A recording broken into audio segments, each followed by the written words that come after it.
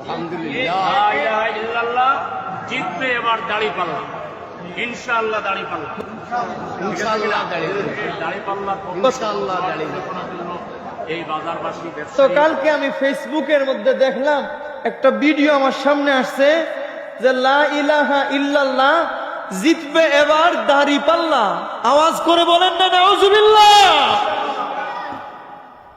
কালেমা হচ্ছে লা ইলাহা ইল্লাল্লাহু মুহাম্মাদুর রাসূলুল্লাহ, আর ওই লোকরা বলছে লা ইলাহা ইল্লাল্লাহ জিতবে এবার দাঁড়িপাল্লা।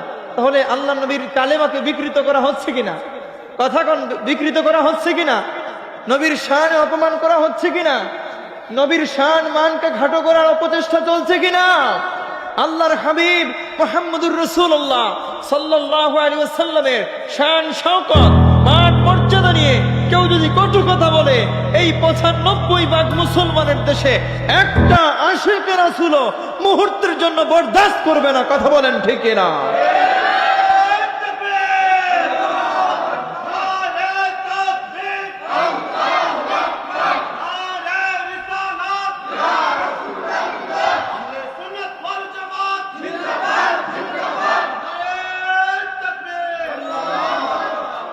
এই দেশটা হচ্ছে শান্তিপ্রিয় দেশ, ঠিক কিনা বলেন? এই দেশ হচ্ছে আউলিয়া কেরামের দেশ, ঠিক কিনা বলেন? এই দেশ হযরত শাহজালাল মজরুদ্দিন আহমদ রহমতুল্লাহ আলাইহির দেশ। এই দেশ হযরত শাহপুরান রহমতুল্লাহ আলাইহির দেশ। এই দেশ শামসুল উলামা আল্লামা ফুলতুলি সাহেব কিবলা রহমতুল্লাহ আলাইহির দেশ। এই দেশ আউলিয়া কেরামের দেশ। এই দেশ হযরত সৈয়দ শাহ মুস্তাফা আল বুগদাদি রহমতুল্লাহ আলাইহির দেশ। এই দেশ হযরত নাসির উদ্দিন সিপাহসালার রহমতুল্লাহ আলাইহির দেশ। সুতরাং এই দেশে বসে ৯৫ ভাগ মুসলমানের দেশে বসে আল্লাহর হাবিবের শান শওকত নিয়ে ক্ষুণ্ণ মান্য করবা, আল্লাহর হাবিবের শান শওকত নিয়ে ছোট করার জন্য অপচেষ্টা করবা, এটা একটা আশিক রাসূল বরদাস্ত করবে না। কথা বলেন ঠিক কিনা?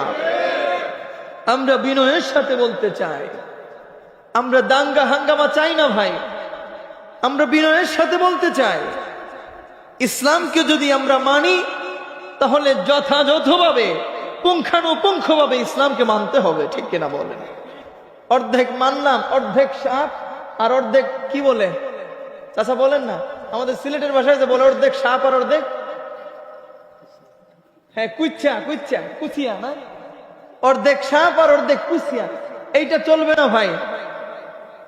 নিজেকে যদি মুসলমান দাবি করেন, পরিপূর্ণভাবে মুসলমানিত্ব আপনার মধ্যে থাকতে হবে, তবেই আপনি মুসলমান নিজেকে দাবি করতে পারেন। আর অর্ধেক সাপ আর অর্ধেক কুচিয়া যদি হয়, তাহলে আপনাকে মুসলমান দাবি করার দরকার নাই। কথা কন না? কারণ আমাদের ঈমান হচ্ছেন সাইয়্যিদুনা হাবিবুনা নবিয়ুনা শফিউনা মুহাম্মদুর রাসূলুল্লাহ সাল্লাল্লাহু আলাইহি ওয়াসাল্লাম। সুতরাং আমাদের ঈমানকে নিয়ে কেউ যদি কটু কথা বলে, আমরা এটা বরদাস্ত করতে পারি? কথা বলেন পারি?